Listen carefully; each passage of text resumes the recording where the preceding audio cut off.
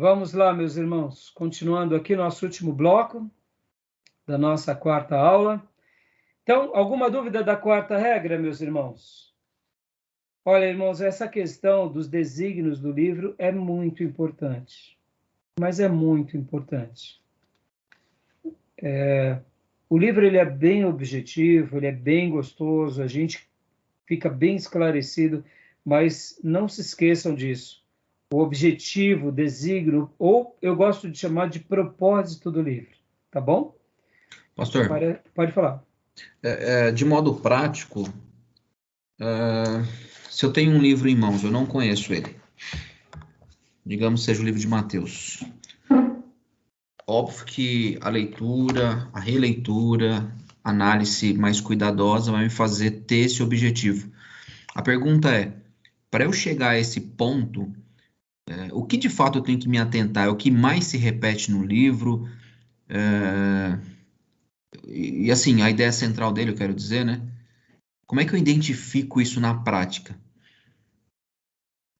Vamos lá, vou tentar ser simples sem ser simplório. Como que a gente faz isso? Nós deixamos o texto falar livremente. É tentar observar o texto na simplicidade em que o Espírito Santo usou o autor que escreveu. Por exemplo, o livro de Salmos, quando lemos o livro de Salmos, notamos o quê? Que são poesias, são composições poéticas, onde cada autor, da sua forma, expressa o quê? Louvores a Deus, adorações a Deus, ou súplicas de angústia a Deus. Então, como nós fazemos para identificar o objetivo, desígnio ou propósito do livro?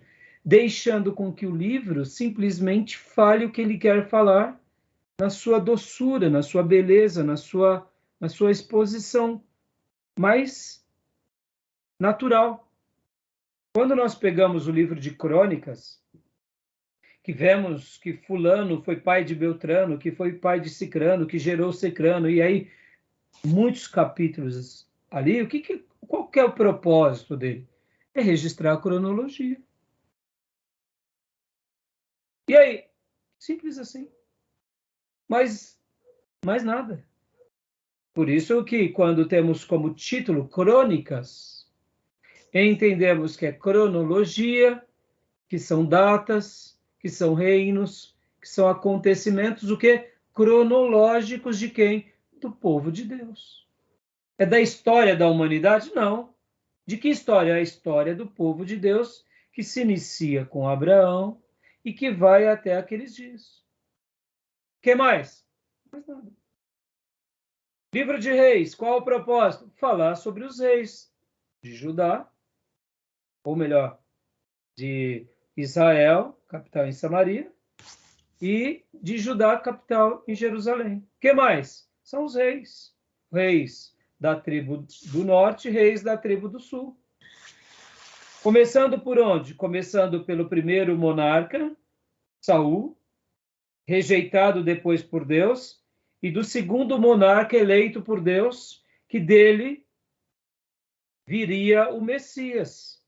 Mas podem ver que da história dele nascem dois outros reis, porque logo depois de Salomão, o filho de Salomão dá ouvido para os jovens, ao invés de dar ouvido para os anciões, e aí o que acontece é uma divisão do reinado. Então, o livro de Reis vai falar sobre o quê? Vai falar sobre poesia? Não. Tem poesia no livro de Reis? Tem. Mas o livro de Reis vai falar sobre o quê? Vai falar sobre a vida dos reis. E o que mais? Aí vem o profeta Elias, que profetiza aos reis. É simples assim. É deixar o texto falar. Agora, olha só que interessante, pastor, a sua pergunta. Quando lemos a Bíblia, numa leitura devocional, nós devemos lê-la como? Tentando entender o desígnio? Não. A gente deve ler tentando ouvir a voz de Deus. Simples assim. A Bíblia fechada é a boca de Deus fechada. A Bíblia aberta é Deus falando. E Deus fala conosco por meio de salmos, por meio de sabedorias, por meio de biografias, por meio de livros históricos, por meio de cartas. E o que Deus está falando conosco? Deus só está falando. Quando nós lemos a Bíblia na devocional, a gente tem que tentar ler com o coração aberto, com o espírito quebrantado, dizendo, Deus, fala comigo. E aí Deus vai falar conosco, porque é a palavra dele. Nesse primeiro momento, nessa leitura devocional, a gente não fica pensando, eu estou em 1 Coríntios, eu estou numa igreja desviada. Você nem quer saber. Você só está falando assim, Deus, fala comigo. Porque se a gente usa, muitas vezes, do artifício humano, a gente perde o que é essa dimensão espirituosa, que é fundamental. Pastor, agora o senhor está jogando água no meu feijão. E para que serve a hermenêutica? A hermenêutica é para nós, ministros. É para nós que estamos agora ensinando alguém. É para nós que temos o medo de ensinar errado. Porque, abra comigo lá em Tiago 3, olha que fantástico. Para que a hermenêutica? A hermenêutica é para eu não errar, porque, como disse Jesus, errais porque não conheceis as Escrituras, e o que mais? E nem o poder de Deus. Poder de Deus. Quando a gente faz uma leitura devocional, a gente está querendo aprender de Deus. E o que mais? A gente está querendo aprender de Deus e está querendo aprender do poder dele. Para quê? Para ser salvo, para ser lavado, para ser remido. Eu me lembro de uma aula do Dr. Russell Shedd, que ele deu lá no Betel Brasileiro, do seminário da missionária Durvalina. Foi maravilhoso, eu participei dessa semana teológica. Lá na abertura das aulas do seminário Betel Brasileiro, eles faziam uma semana teológica, uma semana de consagração, era uma semana toda. Então eles chamavam um conferencista ou vários conferencistas, e durante aquela abertura de aulas, é uma semana toda. E a missionária Durvalina teve a alegria de chamar o Dr. Shedd. E eu estava trabalhando no pregão naqueles dias e alguém falou, pastor, o Shedd está no Betel Brasileiro. Eu já cancelei tudo que eu podia fazer e fui para o Betel, quase todos os dias. Só não fui nos dias que eu tinha culto, que eu tinha que atender minha comunidade. Mesmo ela sendo bem pequenininha naqueles dias, até hoje nós não somos muito grandes, mas eu falei, não, no dia de culto eu vou servir o meu povo. Depois eu pego a fita cassete e assisto. Foi isso que eu fiz. Tanto é que alguém gravou a fita do... Eu tenho gravado em fita que alguém gravava naquelas câmeras, tudo tremido ainda, sabe? Porque não tinha pedestal, era bem na raça, o irmão ficava lá o tempo todo, uma coisa bem caseira. Mas o Dr. Shedd, olha que fantástico, irmãos, olha que fantástico. Ele estava falando sobre a palavra, que a palavra de Deus é o chuveiro de Deus. Quando o Senhor fala em Efésios, quando o Senhor fala por meio dos evangelhos, que Pedro está ali junto com Jesus no lava-pés, que Jesus vai lavar os pés de Pedro, e Pedro diz, não, o senhor não vai fazer isso comigo. Aí Jesus diz, olha, se eu não fizer isso com você, você não tem parte comigo.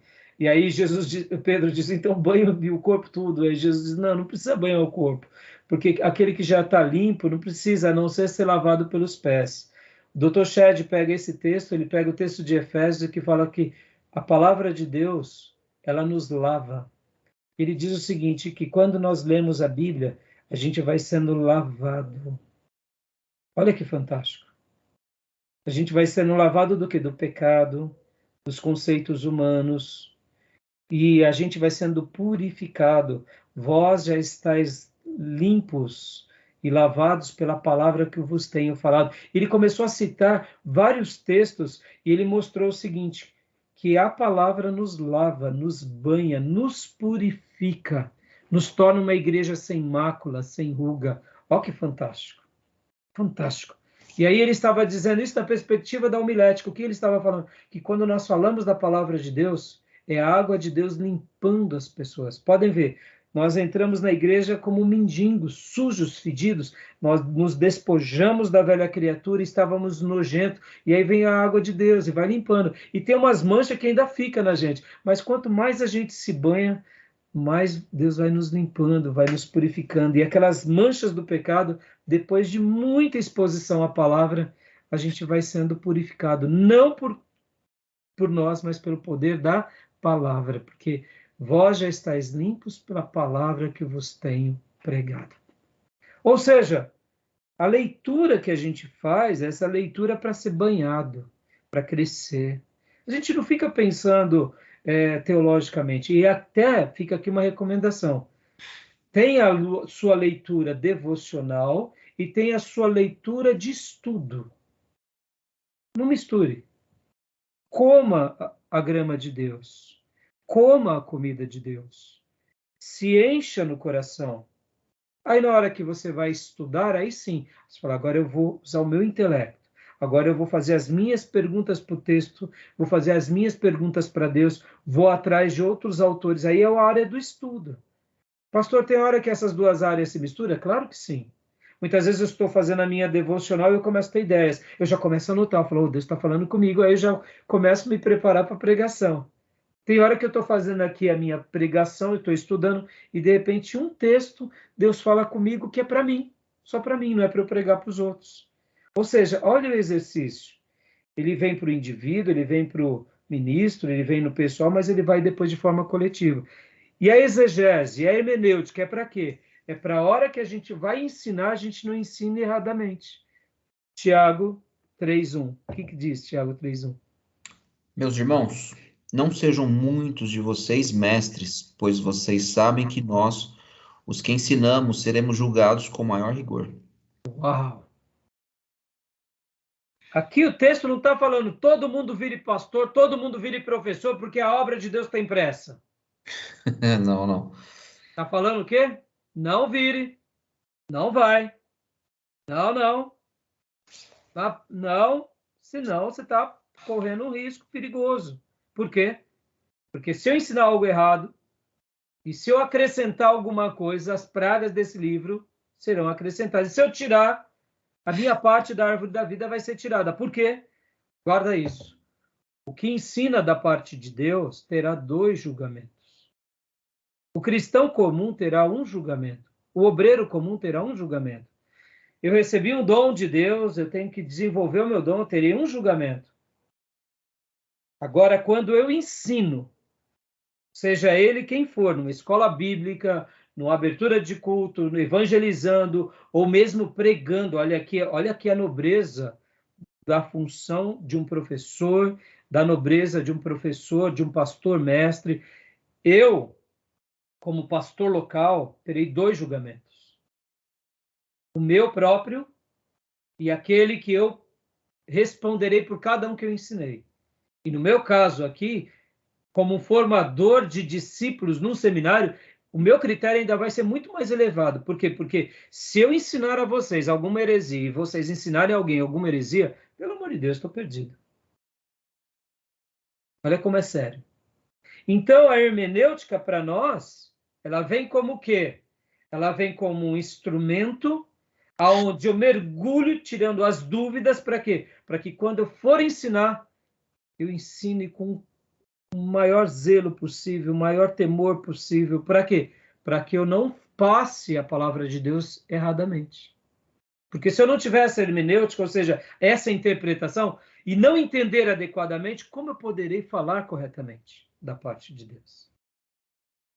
Então, a hermenêutica é nessa hora. E aí eu te respondo a sua pergunta. É nessa hora que a gente vai para o exercício do desígnio, do propósito. Porque aí eu vou ensinar o livro de Mateus. Eu vou ensinar de que forma? Eu vou fazer uma leitura e tentar mostrar a espiritualidade em Mateus? Ou vou tentar mostrar alguma coisa a mais? Aí eu preciso dessas ferramentas. Aí eu preciso de gastar tempo em oração, em pesquisa. Para quê? Para não fazer besteira. Deixa eu só dar um dado aqui para vocês. Vocês vão ter depois comigo história dos avivamentos. E em história dos avivamentos, a gente vai falar sobre vários movimentos. E um dos movimentos que a gente vai falar é sobre os anabatistas. Já ouviram falar dos anabatistas? Os anabatistas, eles vêm antes dos batistas. E quem foram os anabatistas? Eram grupos que durante aquele período horroroso em que a igreja tinha que ficar escondida, eram grupos que se rebelavam contra Roma e viviam foragidos nos lugares mais variados. E o que esses grupos faziam, irmãos? Eles tinham o quê? Eles mal sabiam ler e escrever, e eles tinham a Bíblia. Aí eu pergunto para vocês, vocês acham que os anabatistas, eles conseguiram fazer uma leitura correta do texto sagrado? O que vocês acham? Pensem assim, nós três somos recém-convertidos, nós éramos da Igreja Católica, descobrimos a Bíblia e pegamos as nossas famílias e fomos para outro lugar, porque agora a gente não quer mais seguir a Igreja de Roma, o Papa, e a gente fugiu, fomos lá para o Mato Grosso. Mas só, nós não somos seminaristas, eu não sou um pastor formado, eu sou um cristão novo convertido, nós três, com as nossas famílias. Aí a gente começa a tentar viver o cristianismo, sozinho, na raça e na unha. Naqueles dias, as escolas elas estavam vinculadas aos monastérios, logo, nem nós nem os nossos filhos poderiam ser alfabetizados direito. Ou seja, olha que dificuldade. Então, os nossos irmãos anabatistas, eles iam lendo a Bíblia e na raça eles iam fazendo as coisas. Então, por isso que eles chamavam anabatistas, ou seja, aná é uma preposição no grego que é de novo, então, batizados de novo. Entendeu? Anabatista. Aná é batizar de novo.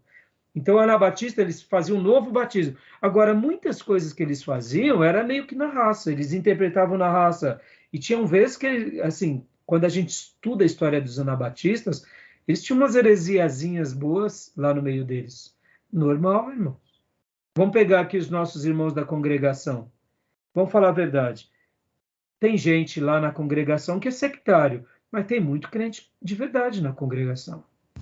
Vocês já conheceram crente de verdade na congregação? Eu já conheci. Já conheci picareta, mas já conheci muita gente boa na congregação. Hoje em dia, tem gente na congregação que não estuda a Bíblia, porque acha que é pecado, tem que abrir a Bíblia e ler. Mas tem gente que é piedoso na congregação? Tem, claro que tem.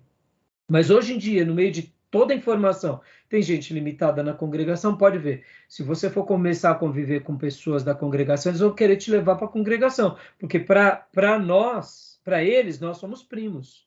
A gente está perto do caminho, mas a gente não está no caminho. Hoje, eles pensam assim. Imagine há 500 anos atrás, 600. Ah, pelo amor de Deus. Então, nossos irmãos do passado, eles tiveram o quê? Dificuldade. Agora, olha que interessante. Hoje nós não temos mais dificuldade, concorda? Hoje a gente não tem dificuldade. Então a gente pode fazer o quê? A gente pode aprender, a gente pode... Por isso que, nem sei porque eu peguei uma rua aqui, agora não estou conseguindo lembrar porque eu entrei nessa rua. Raramente eu faço isso. Agora, eu acho que era falando... Você falou dos anabatistas. Nós teremos na história dos avivamentos na igreja. Eu acho que eu estava falando isso por causa do nosso julgamento, né? Eu acho que era isso. Que a gente vai ter um julgamento. Então, eu quis citar os anabatistas e um grupo de irmãos para mostrar o seguinte, que a gente precisa estudar para não errar. Isso. A gente precisa estudar. A gente precisa estudar para errar menos. Por isso que quando a gente está aqui estudando, é o seguinte, não é para dizer que a gente tem a interpretação correta. Porque, irmãos, quem é que tem a interpretação correta? Qual é a denominação que tem a interpretação correta? Pois é, com tanta divisão aí fica até difícil. Não, eu ouso dizer que nenhum de nós temos a interpretação correta. Eu ouso dizer que todos nós temos uma interpretação. Uns vão ser mais próximos daquilo que achamos que é fiel do que outros. Mas é por isso que nos distinguimos. Mas eu não posso desconsiderar nenhuma igreja, nenhuma denominação. E não posso dizer que a nossa interpretação é a melhor. Porque, de repente, eu estou cego para algumas coisas. Por isso que a gente estuda. A gente estuda para quê? Para tentar fazer com que a nossa interpretação das Escrituras seja aquela que seja mais próxima do que os apóstolos nos deixou, do que os profetas nos deixaram. Ah, pastor, mas o senhor está jogando água no nosso feijão de novo. Estamos aqui fazendo um seminário estudando para burro. O senhor falar que aqui não está... Irmãos, eu não posso dizer que a minha interpretação, a interpretação batista em especial, a minha base é Batista Nacional, é a melhor de todas. Podem ver que a gente come na comida Batista Nacional, na cozinha Batista Nacional, Batista Brasileiro, Presbiteriano, Metodista, Luterano. Por que a gente faz isso? Para que a gente erre menos. O pastor Ariovaldo Ramos, ele tem uma frase que eu acho bem interessante. Ele fala, a menos que Deus esteja brincando conosco, né? Ele Mas ele está falando exatamente sobre a palavra de Deus, né? Como sendo a revelação suprema. E aí ele faz um contexto criando um paralelo com outras religiões. A menos que Deus esteja brincando conosco, ele tem falado conosco, né? Os cristãos, ele tem falado com os evangélicos, ou seja, os protestantes, ele fala com os umbandistas, ele fala com os espíritas. Com quem ele tem falado de fato? Acho que a ideia é bem parecida com o que o senhor está mencionando, né? Agora é óbvio, né? Essa colocação dele é para, obviamente, colocar a superioridade das escrituras. Ah, tá, porque eu achei que ele estava falando, eu falei, meu Deus, será que o Ariovaldo já está indo no Não, não, não. caminho, né? Ah, tá. Entendi. Não, então, quando eu falo sobre essa questão, irmãos, porque assim, ó, pensem assim, a verdadeira interpretação está aqui. A verdadeira interpretação é essa. Agora, como nós fazemos a leitura dessa interpretação, é aí onde a gente usa as nossas ferramentas. Aí vamos usar a ferramenta batista, metodista, reformada. Nós usamos os óculos. E a gente vai pedindo para Deus ter misericórdia. Olha como é interessante. Se a gente não tomar cuidado e não tiver esse critério, a gente pega os nossos óculos denominacionais e interpretamos e dizemos, essa é a correta, as outras estão erradas. E quem fez isso? Os fariseus fizeram isso. Quem faz isso? A Igreja Católica faz isso. Podem ver que a Igreja Católica diz que eles são a Igreja de Jesus e que nós somos uma seita. Eu digo, inclusive, o oposto, que a Igreja Católica começou correto. E eles se perderam no caminho por causa dos óculos. Quais óculos? Da tradição romana. Podem ver que eles põem a tradição como óculos. Mas antes de eles colocarem a tradição romana, eles olhavam o quê? Eles olhavam a vida dos apóstolos. A igreja primitiva, os pais da igreja. Aí depois o que acontece? Eles começaram a colocar a tradição. E podem ver que eles colocam os dogmas, as encíclicas. E aí a tradição católica, é isso que é interessante, ela acaba ficando aqui, ó. Olha que interessante. A infabilidade papal, o culto a Maria, o culto aos santos. E hoje, quando você pega o que é sagrado para o católico, é tudo isso. É a Bíblia e os livros. Aí eu digo para você, quem fazia isso no Velho Testamento?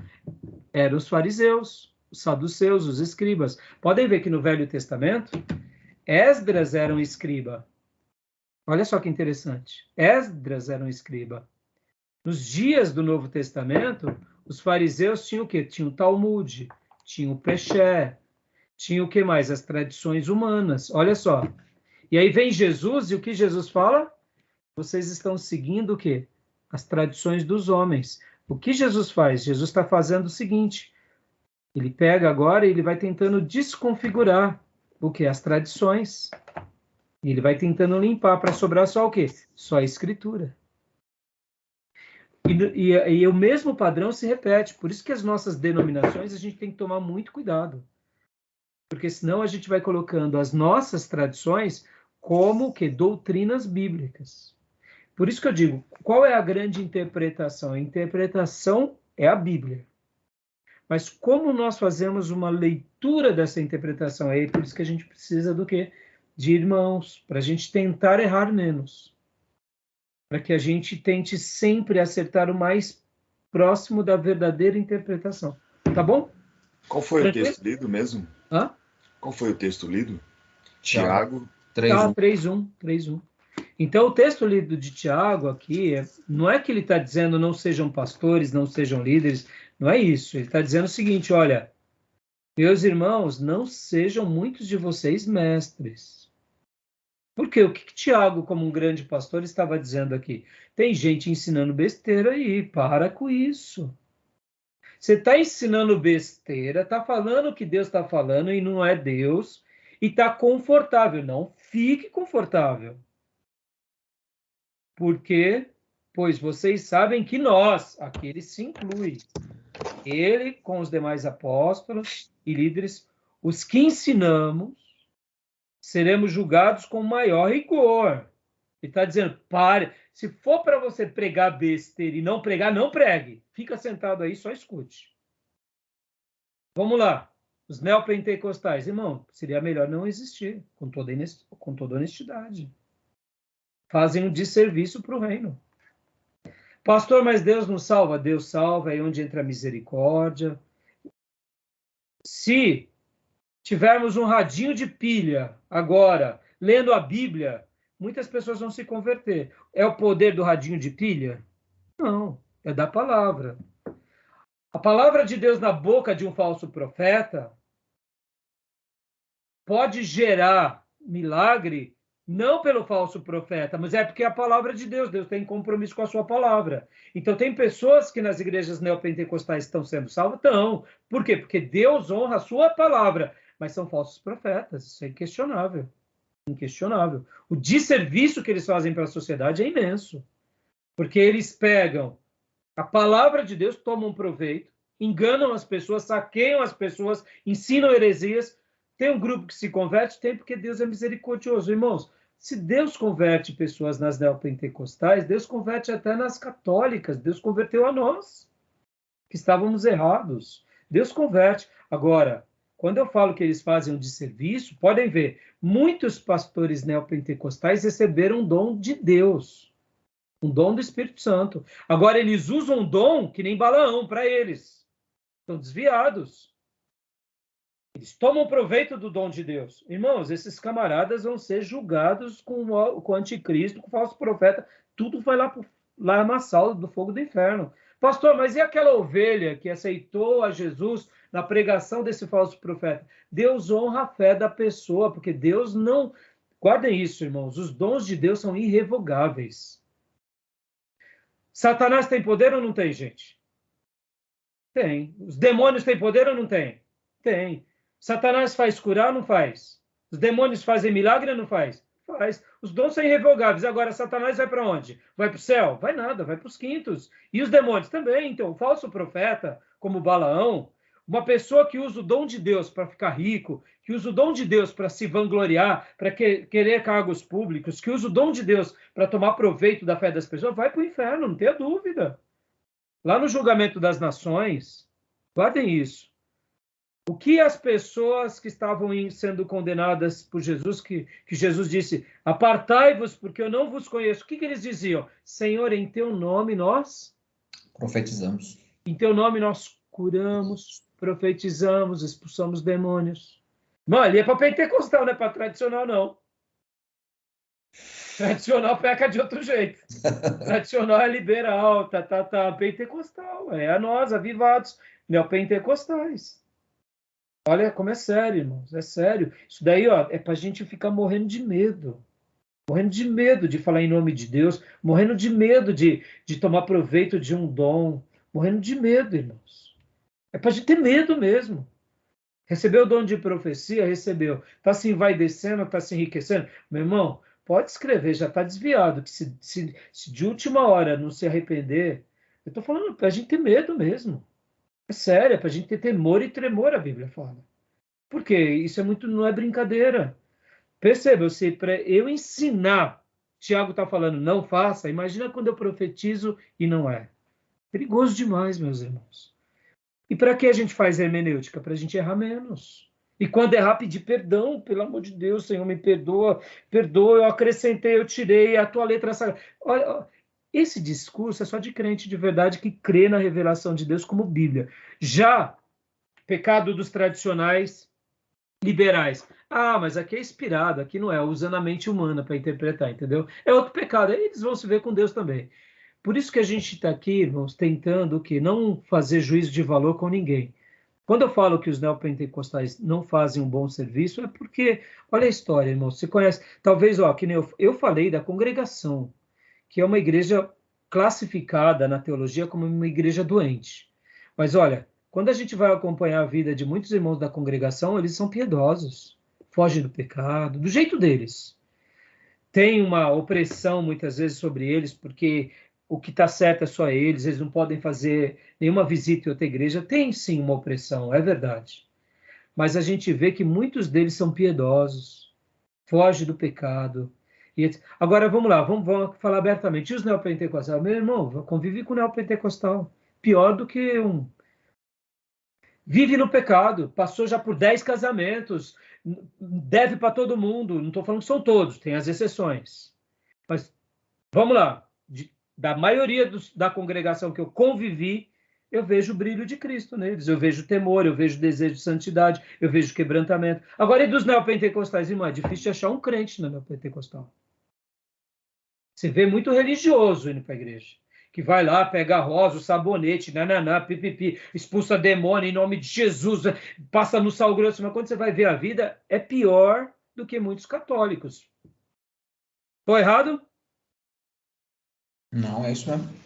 Infelizmente. Aí você olha aquelas reuniões repletas de pessoas, quando você vai sacudir, a pessoa não é crente, vai lá para dizimar, para ficar rico, fala palavrão, tá cheio de vício, vida errada, noitada, festada, bebedice, usa droga, e tá na igreja, já no terceiro casamento. Você fala, pelo amor de Deus. Aí, por isso que eu falo que faz um desserviço. Aí eu te pergunto, o que João Batista pregou? Pregou que você vai conhecer a árvore pelo fruto. Entendeu? Então, a gente faz exegese, hermenêutica, para quê? Para a gente errar menos. Para a gente errar menos. Então, como que a gente, voltando à sua pergunta, para a gente concluir, não fomos nem para a quinta regra. Como que a gente faz aqui? A gente não fica preocupado, num primeiro momento, com o desígnio. Num primeiro momento, a gente quer ouvir Deus. Depois, a gente vai para o desígnio. Por quê? A partir do momento que queremos mais esclarecimento sobre aquele ponto, aí a gente estuda mais. Depois que a gente vai querer ensinar para alguém, aí a gente estuda mais ainda. A gente vai pregar, aí a gente estuda mais ainda. Eu vou ensinar no seminário aí, pelo amor de Deus, aí precisa estudar. Aí a gente fica careca. Entendeu? Tudo bem, meus irmãos? E aí a gente parou aqui, então, na quinta regra. A gente a gente parou na quinta regra ou na quarta? Não. Na quarta, ia para a quinta agora. Ia para a quinta agora, isso. A gente concluiu a quarta, né? Então, a quarta regra é o propósito, o desígnio, e aí a gente vai para a quinta regra. Então, assim, pastor, e no dia a dia o senhor lembra disso? Você lembra das regras? Não, irmão, não lembro de nada. No dia a dia eu não lembro de nada.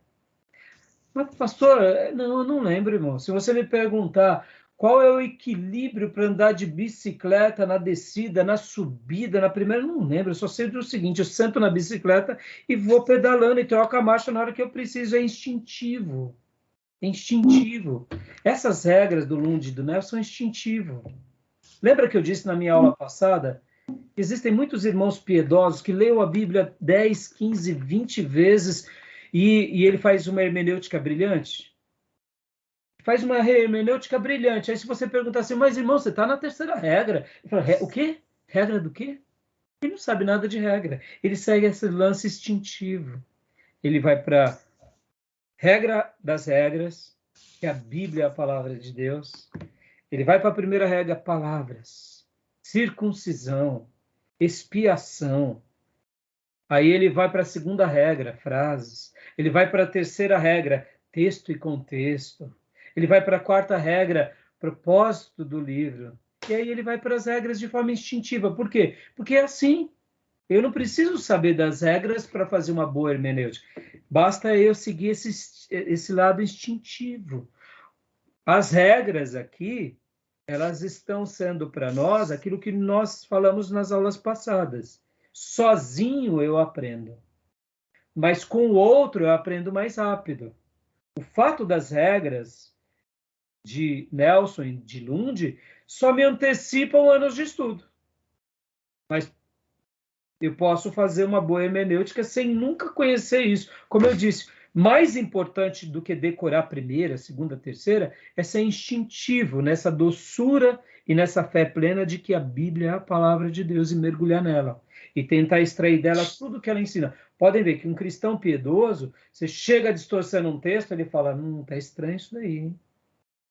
Mas aí você vem com uma certa eloquência, ele fala, mas o Senhor não disse isso. Aí você tenta, mas o Senhor não disse isso. Você está usando um texto fora de contexto, porque Moisés disse isso, o apóstolo Paulo disse. Olha só, ele está usando todas as regras. A quinta regra, vocês vão ver que são o quê? São paralelos. Ai, é legal demais. E é isso que eu estou dizendo, entendeu? Então, assim, deixa ser instintivo, não se preocupem com isso. quando eu fiz essa matéria, só para eu concluir, depois do seminário, depois que eu fiz hermenêutica, eu nunca mais voltei a estudar as regras. Mas durante os meus anos de igreja, eu usava os princípios hermenêuticos de forma indistintiva. Nem percebi que estava usando as regras. Porque eu falava, não, eu estou usando a primeira regra, a terceira regra, nem... Porque, irmãos, você sabe que essas regras elas são importantes para fixar os ensinos. Mas mais importante do que isso, irmãos, é você jamais perder o amor pela palavra, perder esse zelo pela alma, perder esse critério da santidade, do poder de Deus, do juízo futuro e da tarefa que nós fazemos. Sendo pecadores, a gente tem uma tarefa magnífica, que é levar o evangelho de Deus a alguém. Então, quando a gente tem isso na nossa vida e a gente pede a misericórdia, fala, Deus me ajuda na caminhada. Quando a gente peca, que nem domingo eu preguei sobre João Batista, eu falei aquele texto que as pessoas vinham e confessavam os seus pecados. Oh, meus irmãos, que coisa mais linda do que essa? Ver gente convertido que se converte de coração e confessa o pecado, é isso que importa. João Batista não falava assim, a terceira regra. Ele pregava, arrependa-se, as pessoas vinham arrependidas. Agora, você entende que a teologia, ela vai nos dar valores interiores para a gente falar com convicção, falar da parte de Deus. Porque se a gente perder essa fé, esse temor, e perder esse desejo da santidade nos critérios de Deus, a gente pode ser cheio de teologia. A gente vai ser que nem um girino, né? Sabe o girino? Filhotinho do sapo? Cabeça inchada e corpinho vazio? O seminarista, o teólogo, o estudioso de teologia, muitas vezes ele vira um girino de Deus. A cabeça inchada, conhece tudo do grego, do hebraico.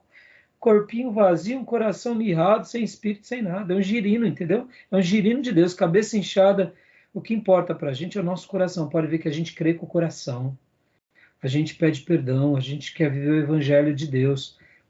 E aí o intelecto ele vem para nos dar mais força, dar energia, o quê? Essa dimensão espiritual. Tá bom? Ficamos assim? Amém. Que Deus nos ajude na caminhada. Estão gostando do livro, irmãos? Estão gostando? Tô sim, é muito bom. Então em que capítulo já? Eu tô pulando ia pular pro 5º agora, né? Que é o... Eu preciso finalizar ainda as perguntas do... Então corram. Ó, corre, porque quanto mais vocês correrem, mais dúvidas vocês vão trazerem e mais vão fixar essas ideias. Pode ver, irmãos, o livro é objetivo, né? O outro livro é mais complicado, porque aí ele vai trabalhar no tripé da hermenêutica, ou melhor, da hermenêutica, que é a interpretação teológica, histórica e gramatical. Aí ele já dá uma pegadinha, porque ele vai trabalhar um pouco na história, tal, mas isso daqui... Que Deus nos ajude na caminhada, meus irmãos. Semana que vem, 5ª regra. Paralelos. Vai ser uma delícia. Tá bom? Ok. Valeu, obrigado. Deus abençoe, meus irmãos. Restante de semana abençoado.